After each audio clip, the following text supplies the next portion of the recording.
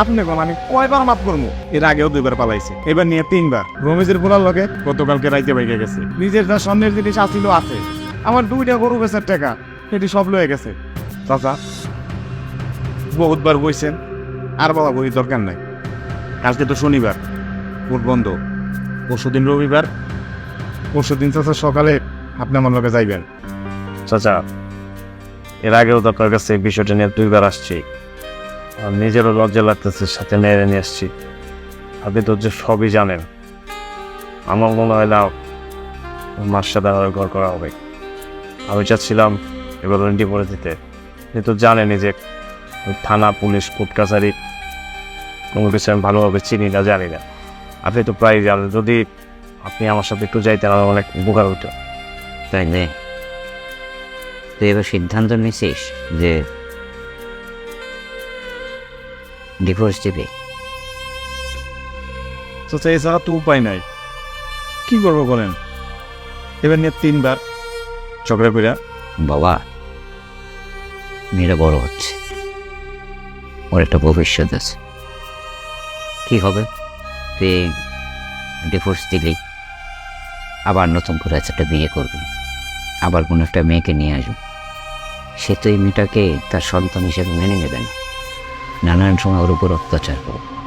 ফলে কি হবে? ও নষ্ট হয়ে যাবে, ওর বড় রকমের একটা ক্ষতি হয়ে যাবে। তো হয় কি বাবা, যে যতটুকু সম্ভব আমি চেষ্টা করেছি, দরকার হলে আমি একটু চেষ্টা করে দেখি, আমাকে একটু চেষ্টা করতে দে। আপনি কোন আমি কয়বার মাফ করবো? এর আগেও 2বার পালাইছে, এবার নিয়ে 3বার।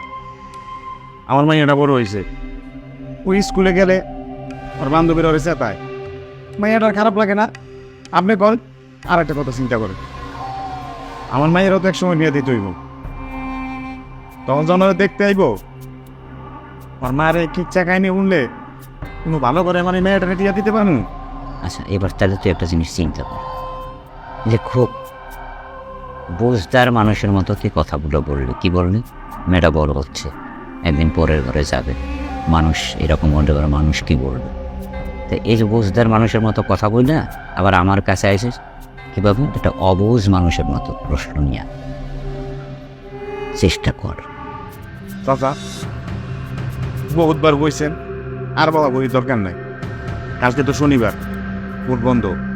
পরশুদিন রবিবার, পরশুদিন চাচা সকালে আপনি আমার লগে যাইবেন।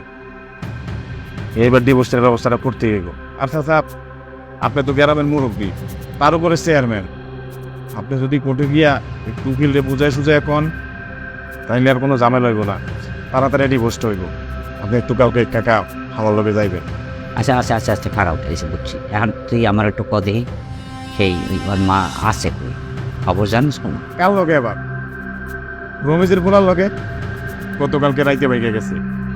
নিজের যা স্বর্ণের জিনিস আসিল আছে এটি তো নিছে, এতে আমার কোনো দুঃখ নাই। আমার 2টা গরু বেচার টাকা সেটি সব লয়ে গেছে। গত বছর ঈদের সময় 2টা আপনার স্বর্ণের চুরি বানাই দিয়েছিলাম, সেটিও লয়ে গেছে। এখন আপনি কর, এই বারবার এই কেরা কে নিব? আমি আর পারবো না। চাচা আমি আপনার কাছে আবজোর করে কইতেছি, আপনি আমার এই উপকারটা করেন। আপনি পরশুদিন আমার লগে যাইবেন, আমি ওর মায়ের ডিভোর্স দেব। বাপরে, স্বামী স্ত্রী কিন্তু তালাক দেওয়া যায়, আইনেও আছে, শাস্ত্রেও আছে, ধর্মেও আছে, যেভাবে বলুন হয় তালাক। কিন্তু মা বাবার মধ্যে তালাক হয়।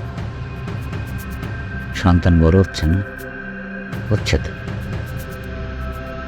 তো এই সন্তান বড় হচ্ছে, একদিন ওই মা আসবে, কারণ এই সন্তান তার মায়ের কাছে যাবে, এই সন্তান তার বাপের কাছে যাবে, যত বিচ্ছিন্ন থাকবে, যেভাবে থাক, তা সে তো আসবে যাবে।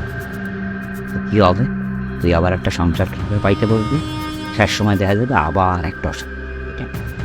তাই কইছে কি, ভাব করিয়ান ভাবিয়া করিও কাজ, কইরে ভাবেন।